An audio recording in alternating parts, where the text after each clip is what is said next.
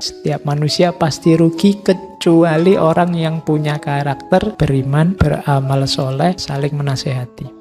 Isilah waktumu dengan 3 ini, maka kamu tidak akan ditelan oleh waktu. Ingat-ingatlah kamu harus beriman, karena dirimu sangat lemah dan terbatas.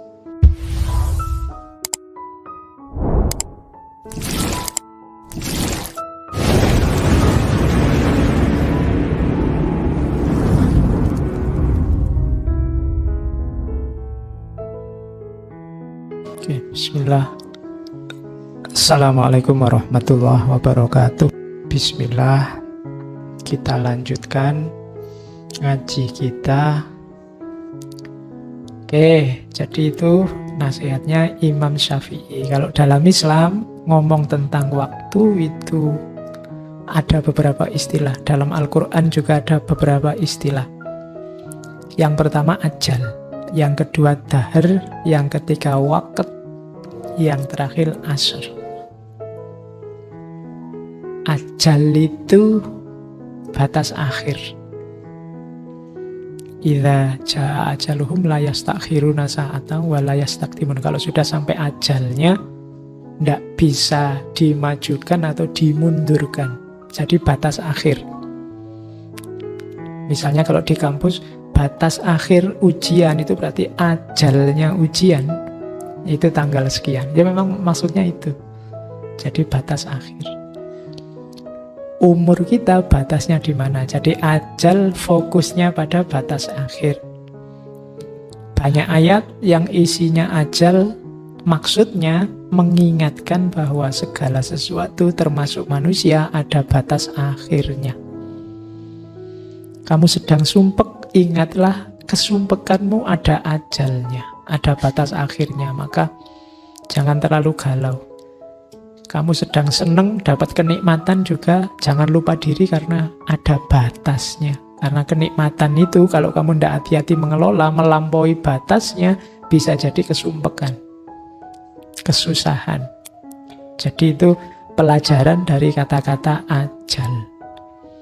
Ingatlah segala sesuatu ada ajalnya, ada batasnya. Tidak ada senang terus-terusan atau sedih terus-terusan. Tidak ada nikmat terus-terusan atau laknat terus-terusan. Ada batas-batasnya. Yang kedua, dahar.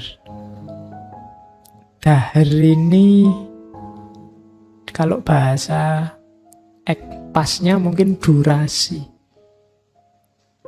Durasi itu ngitungnya sejak lahir sampai mati, itu durasi.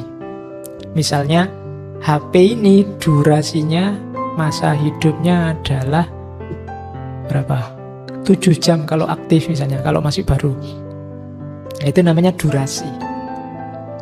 Dari 24 jam hidupmu aktif, itu mungkin durasi meleknya ya 24 dikurangi 8, 16 jam misalnya. Kamu lebih 16 jam mungkin kamu sudah lemas. Nah itu dahar namanya. Alam semesta ini ada durasinya. Kalau ajal itu yang dilihat batas akhirnya, kalau dahar ini dilihat durasinya. Awal sampai akhirnya. Jadi dahar ini mengingatkan bahwa segala sesuatu itu selalu ada awalnya dan ada akhirnya. Kecuali Allah. Allah itu tidak berawal, tidak berakhir. Tapi semua makhluk ada awalnya, ada akhirnya. Namanya durasi. Kesenanganmu ada awalnya, tapi nanti pasti juga ada akhirnya. Akhir dari sesuatu, awal dari yang lain. Nah itu pakai istilah dahar. Ada lagi istilah waktu. Kalau waktu ini biasanya ngomong apa? Peluang. Ngomong tentang kesempatan. Itu biasanya pakai istilah waktu. Inna sholata kanat alal mu'minina kitabam mawqut. Jadi sholat itu ada waktunya. Kitabam diwajibkan berwaktu mawqutan. Ada waktu-waktunya, ada kesempatannya. Ada zuhur, asar, maghrib. Ini kan waktu-waktu sholat. Istilahnya waktu. Karena begitu lewat, ya kita kehilangan kesempatan. Makanya misalnya subuh. Subuh itu dari munculnya fajar sampai menjelang munculnya matahari. Nah, itu subuh. Begitu jam 7 kamu sholat subuh, kamu kehilangan waktu. Jadi ada waktunya. Jadi kuliah itu waktunya sampai semester 14. Begitu lewat semester 14 kamu sudah kehilangan waktu. Nah, itu waktu. Yang diwanti-wanti tadi jangan sampai kehilangan waktu. Al-waktu kas-soif. Begitu kamu kehilangan kesempatan, kamu akan habis. Nah, itu waktu. Ada lagi asar. Ya, memaknainya asar. Atau waktu menjelang terbenamnya matahari itu kan asar. Tapi ini ngomong tentang masa. Kalau ngomong asar, ini lebih banyak ngomong keharusan mengisi dengan kebaikan. Kenapa? Karena ini sudah detik-detik mau tutup. Itu asar. Asar itu kan ketika siang sudah habis mau ganti malam. Jadi waktu penting dalam hidup kita itu asar. Asar itu sudah mau maghrib. Mau maghrib itu berarti mau malam. Kalau kamu mau melakukan kebaikan, segera lakukan. Karena kalau tidak, sebentar lagi malam. Itu waktu asar. Makanya banyak hadis yang menekankan sholat asar. Termasuk Al-Quran yang ada kata-kata wassolatul wusto, itu banyak yang mengartikan sholat wusto itu sholat asar. Karena ini memang waktu penting, kunci. Kalau mau tobat, segera tobat. Karena begitu lewat, malam sudah. Waktunya tidur. Jadi ini waktu batas itu asar. Makanya Al-Quran mengingatkan wal asri. Demi waktu, demi masa. Ini kan surat favorit. Ya, karena pendek ya, ini surat-surat idola. Ya, koncone Al-Ikhlas, koncone Al-Kausar, itu kan surat idola. Kalau ada yang mau silakan kamu nulis buku surat-surat idola. Ya, ini diidolakan oleh para makmum. Ya, dan imam yang tidak banyak apal. Itu kan wal asri. Itu pun kadang-kadang kamu yang bulat. Oke. Wal asri innal insana lafi khusrin. Jadi demi waktu asar ini saya bilang. Atau kadang-kadang ya demi masa. Karena memang artinya bisa juga demi masa. Saya dulu punya guru yang di kesempatan apapun dalil yang beliau pakai adalah wal asri. Mbok jangan males, kan ada ayatnya wal asri. Mbok kalau kerja itu yang benar wal asri. Mbok jangan suka jalan-jalan keluar yang tidak ada gunanya wal asri.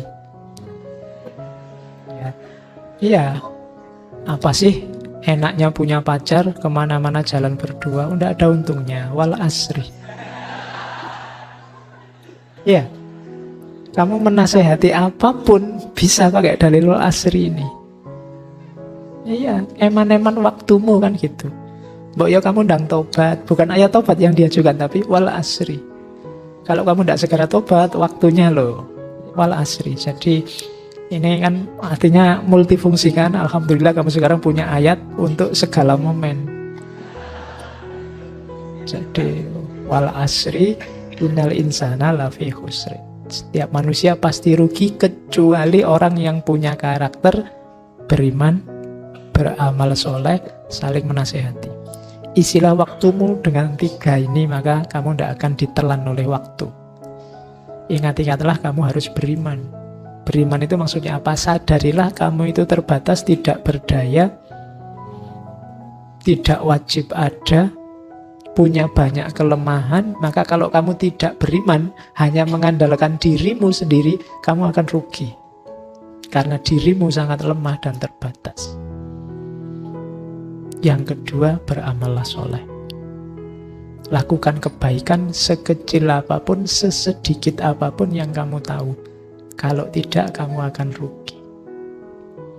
Selanjutnya, saling menasehati tentang kebenaran dengan kesabaran. Kuncinya 3, maka kamu akan jadi orang yang beruntung. Kalau ini ndak, ya kamu akan rugi. Jadi wal asri.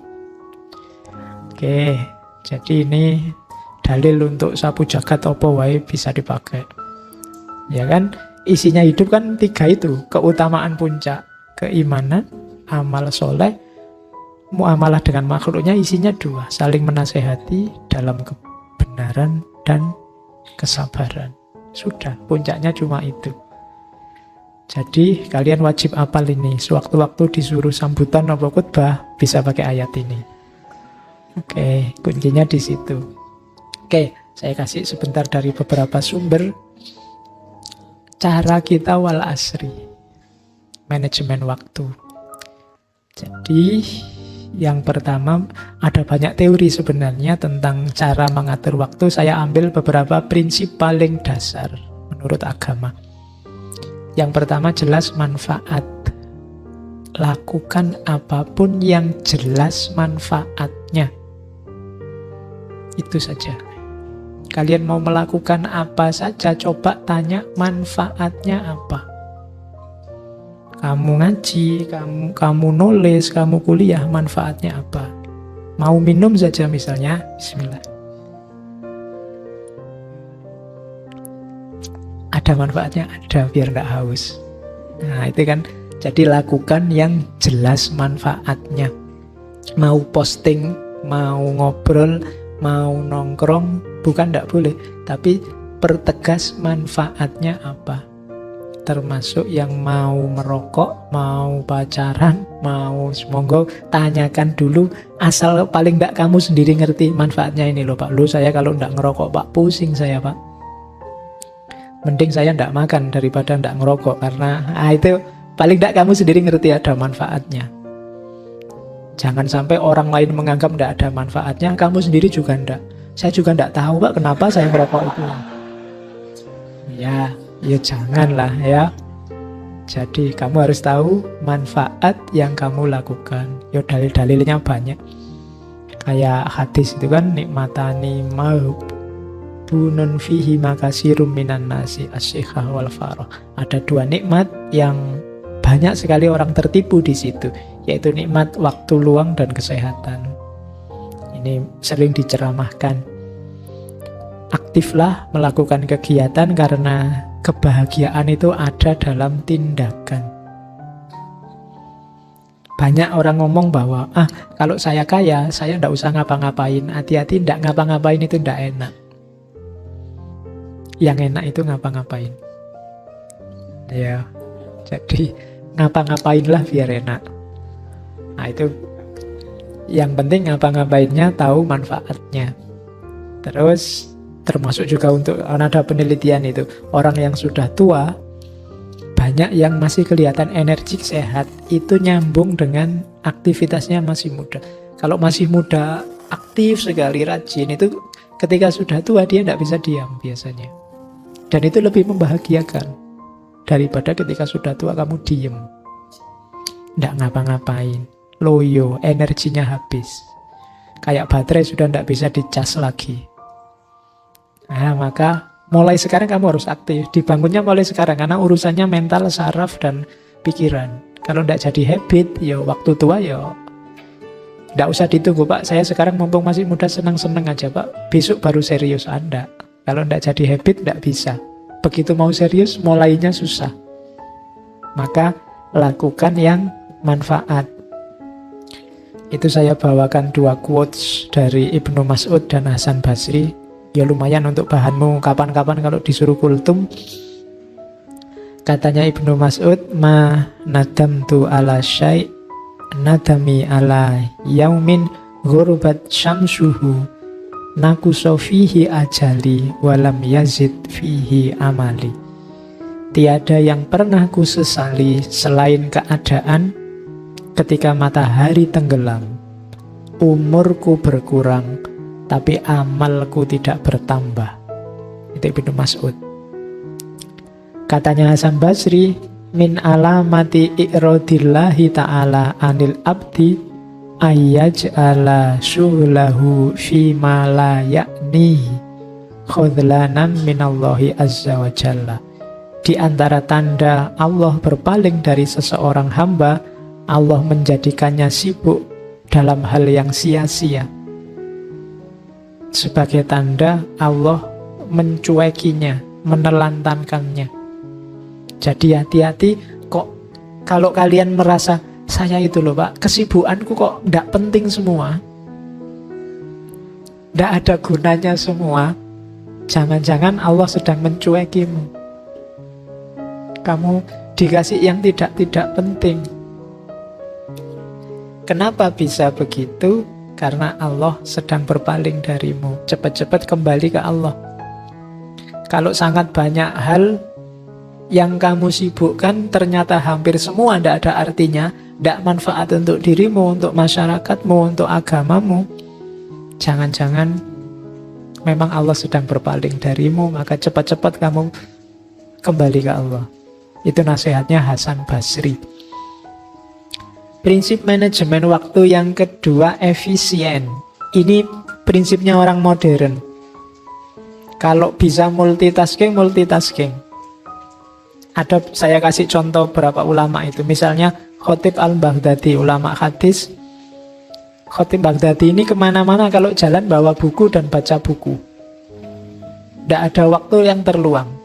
Jalan-jalan sambil bawa buku, mungkin rekreasi sambil bawa buku.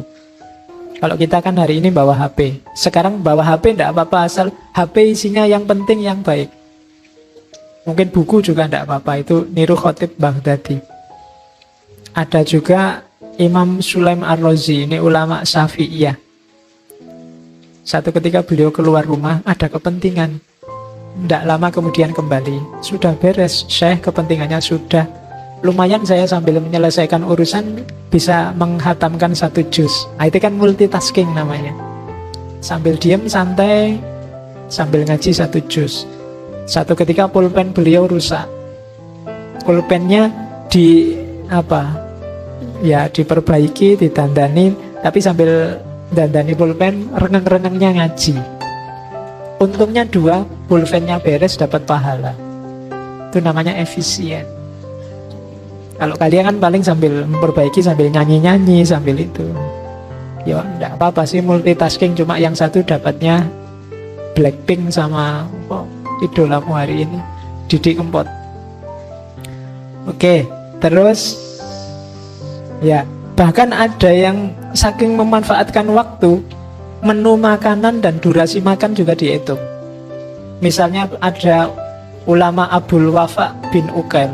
Ini seorang ahli fikih mazhab Hambali. Beliau ngitung kalau saya makan kering, tidak ada sayurnya, dengan makan yang ada sayurnya, lebih cepat kalau saya makan yang ada sayurnya. Dicerna cepat, kemudian ditelan cepat, dan longgarnya di perut cepat. Itu beliau ngitung kira-kira selisihnya sekitar 50 ayat. Ngitungnya sampai selisih ayat. Jadi maka saya tak makan yang ada sayurnya sajalah. Nah, itu sampai sedetil itu ngitungnya. Oke, yo kalian bisa niru itulah. Saya milih yang ada sayurnya Pak, kecuali kalau ditraktir. Oke, yang bahkan ada, ini unik, saya tidak tahu kalian kayak gini juga. Namanya beliau Abul Barokat. Abul Barokat ini kakeknya Ibnu Taimiyah. Itu kalau beliau masuk kamar mandi atau WC, nanti saudaranya yang di luar kamar disuruh nungguin depan kamar mandi WC, cuma disuruh baca buku keras-keras. Jadi beliau sambil di kamar mandi itu sambil dengerin baca buku. Jadi sambil mandi sambil nambah ilmu. Nah, ya kayak kalian sekarang kalau ke WC bawa HP ya. Cuma itu menyusahkan yang ngantri. Boleh diikuti tipsnya ini, nanti kalian di kos gantian. Siapa yang ngantri di luar baca buku keras-keras, biar yang di dalam cepat keluar. Karena kalau semua ke kamar mandi bawa HP, nanti tidak keluar-keluar di dalam. Wong kamu di dalam kan nggak baca, paling main game, kalau nggak gitu ya WA-an, Facebookan. Oke, ya untungnya nggak ada jejaknya ya. Kalau ada jejaknya, wah ini dikirim dari WC ini, gitu kan. Mungkin kamu malu. Oke, yang ketiga, seimbang. Jadi ya atur waktumu, kebutuhan kita banyak, yang penting-penting juga banyak. Maka pinter-pinterlah mengatur hidupmu, kalau pagi untuk apa, kalau siang untuk apa, kalau malam untuk apa. Itu ada hadis, inna li rabbika alaika haqqon wa inna li badanika alaika haqqon wa inna li ahlika alaika haqqon wa inna li zaujika alaika haqqon fa'ti kulla li haqqin haqqahu. Sesungguhnya untuk Tuhanmu ada haknya, untuk badanmu ada haknya, untuk keluargamu ada haknya, untuk istrimu ada haknya. Berikan haknya sesuai kadarnya. Yo jangan sholat terus di masjid terus. Tapi perawatan badan juga ya. Wong badanmu punya hak. Kalau sudah ngantuk ya tidur, kalau lapar ya makan, kalau haus ya minum. Keluargamu juga punya hak. Istrimu, anakmu juga punya hak. Berikan secara seimbang. Ini manajemen waktu kalau dalam Islam. Ada tips dari Nabi Ibrahim. Dalam suhufnya Ibrahim itu ada kalimat, orang yang berakal, ini hubungannya sama pencari ilmu ya, hendaknya mempunyai 4 waktu. Yang pertama, waktu untuk bermunajat kepada Allah, waktu untuk introspeksi terhadap diri sendiri. Yang ketiga, waktu untuk tafakkur, merenungi ciptaan Allah. Dan yang terakhir, waktu untuk mengurusi kebutuhan hidupmu. Jadi kesehatan spiritual, kesehatan mental, dan kesehatan fisik semua diurusi secara seimbang. Jangan mentang-mentang sufi terus dunianya nggak diurusi sama sekali. Kan ada sahabat yang dimarahi karena di masjid terus. Jangan mentang-mentang filosof, filsafat, mikir terus. Diajak ngapa-ngapain nggak mau. Temannya kerja bakti, kamu mikir aja. Nah, ya, nggak begitu rumusnya. Imbang tiga-tiganya. Badannya diurusi, mental pikirannya diurusi, spiritualnya juga diurusi. Itu manajemen waktu yang ketiga. Yang keempat, proporsional. Sesuai kemampuan itu pasti. Ukur kekuatan dan istirahatlah. Khudzu minal a'mali ma tutikun. Ambillah pekerjaan-pekerjaan yang engkau mampu. Fa innallaha la yamallu. Fa innallaha la yamallu hatta tamallu. Sesungguhnya Allah itu tidak bosan sampai engkau sendiri yang bosan. Inna ahabbal a'mali ilallahi adwamuha wa in qalla. Sesungguhnya amal yang paling dicintai Allah itu yang istiqomah, yang dawam, yang rutin, meskipun cuma sedikit. Jadi tidak apa-apa, tidak yang berat-berat, semampumu saja. Tidak usah iri sama, wah temanku itu bisa tahajud tiap malam, yang sana bisa Senin Kemisnya tidak putus-putus, yang sini malah puasa Daud. Aku tidak bisa. Bisaku cuma mendoakan semoga yang puasa Daud, yang Senin Kemis itu kuat dan sehat. Misalnya. Bisaku cuma itu, lo tidak apa-apa. Asal apa? Istiqomah. Kamu rajin mendoakan teman-temanmu biar yang Senin Kemis dan Daud itu sehat. Tidak apa-apa. Allah cinta yang semacam itu. Kalau mampumu cuma itu, ya tidak apa-apa. Terus jangan diforsir, ya kerja, ya istirahat. Katanya Imam Ali, hiburlah hati Anda sesaat-sesaat. Karena hati itu jika capek, tidak bisa memandang sesuatu dengan baik. Pikiran kalau capek, ya berpikirnya tidak jernih. Hati kalau capek juga tidak bisa jernih melihat kebaikan. Maka ya sekali-sekali piknik. Jangan kurang piknik. Ya, maksudnya apa? Menghibur hati. Ya meskipun kalau kita hari ini kan terlalu banyak hiburan. Kalau terlalu banyak hiburan kalimatnya diganti. Ya sekali-sekali serius lah. Oke. Nah, istirahat bukan berarti berhenti, tetapi untuk menempuh perjalanan yang lebih jauh lagi. Ini pepatah dari Cina. Istirahat tidak apa-apa, tapi istirahat itu bukan berhenti. Mengumpulkan kekuatan biar bisa berjalan lebih jauh. Oke, Itu saya tertarik hadis ini sebenarnya. Di Riyadhus Shalihin ada. Nanti kalian baca ya, karena hari ini banyak orang yang saya tidak tahu, kadang-kadang mencela saudaranya dengan kata-kata munafik. Ah, kamu munafik. Nah, ada hadis saya ketemu di Riyadhus Shalihin, itu panjang, awalnya saya potong yang di belakang.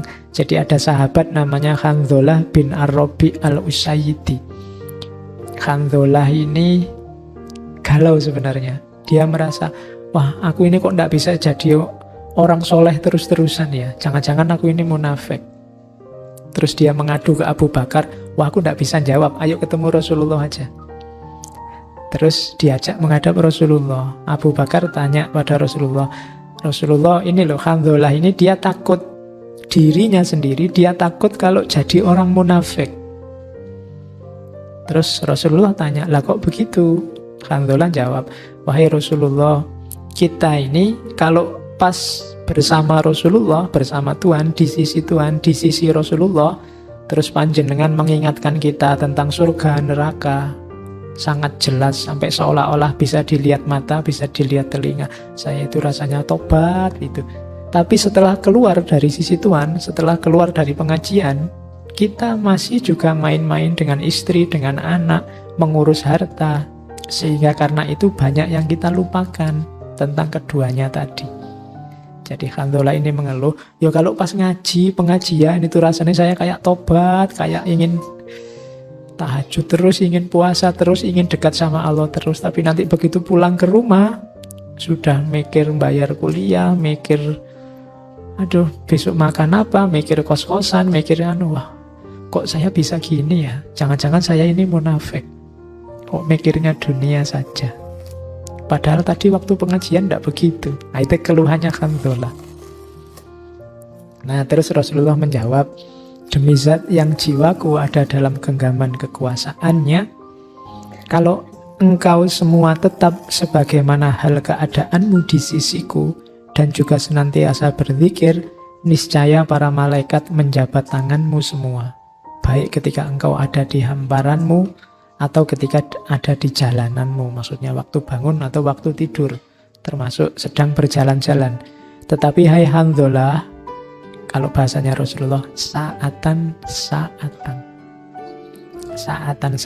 itu masing-masing ada waktunya.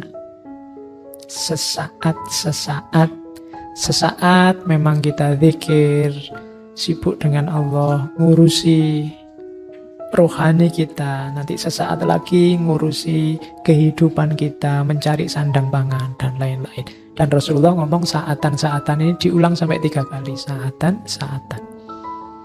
Jadi tidak apa-apa kita berpikir duniawi, asal tahu waktunya, tahu porsinya. Dan kalau ada orang berpikir dunia, jangan dituduh munafik.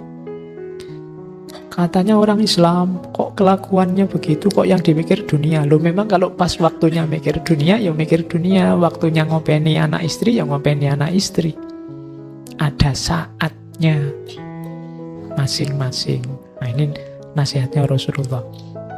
Saya bawa ke sini kelihatannya menarik.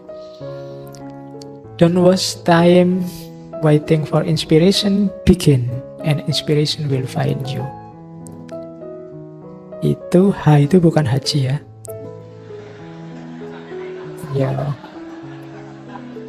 Ya. Harriet Jackson Brown Junior. Ya, jadi jangan buang-buang waktu menunggu inspirasi. Wah, saya nyari inspirasi dulu Pak, saya nunggu mood Pak, tidak ketemu. Mulailah saja pekerjaanmu, inspirasinya akan datang. Harriet Jackson Brown Junior. Ini motivator dari Amerika.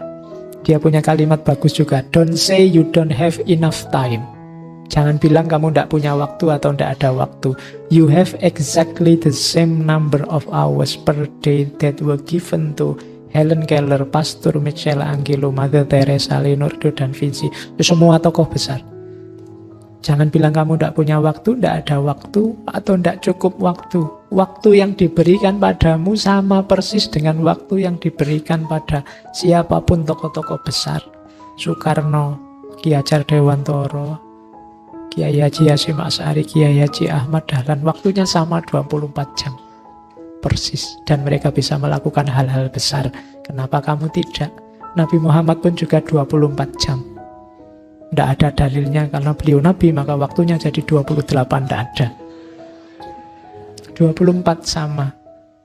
Tapi manfaat hidupnya luar biasa. Maka jangan beralasan tidak punya waktu atau tidak ada waktu. Jangan-jangan kita saja yang tidak bisa ngatur waktu. Oke, dan ingat-ingat katanya Steve Jobs yang almarhum tahun 2011 yang lalu, yang punya Apple Incorporation. Your time is limited, so don't waste it living someone else's life. Waktumu terbatas, jangan buang-buang waktu untuk hidup versi orang lain. Hiduplah versimu sendiri, gampang-gampangannya itu. Jadi hiduplah edisi dirimu sendiri. Kenapa? Eman-eman waktumu terbatas, katanya Imam Syafi'i, al-waktu kas-saif. Jadi itulah gambaran-gambaran umum tentang waktu. Setiap isu tadi bisa kita bahas panjang lebar kapan-kapan. Oke, saya kira itu pertemuan kita untuk malam hari ini. Ini ketemu di bulan Januari. Kita akan ketemu lagi mungkin di Februari. 2 minggu terakhirnya ya. Minggu ke-3 dan ke-4. Mumpung bulan Februari kita ngomong lagi tentang cinta. Iya. Wes ora apa-apa. Kelihatannya nanti kita ngajinya sudah melewati Valentine Day, jadi aman. Kita ketemu aja para pujangga muslim ya. Kita angkat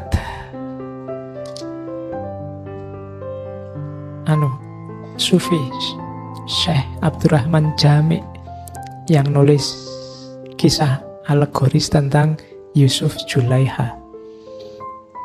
Jadi kita basisnya novel aja, Yusuf Zulaiha, dan Syekh Nidhomi minggu selanjutnya yang nulis Laila Majnun.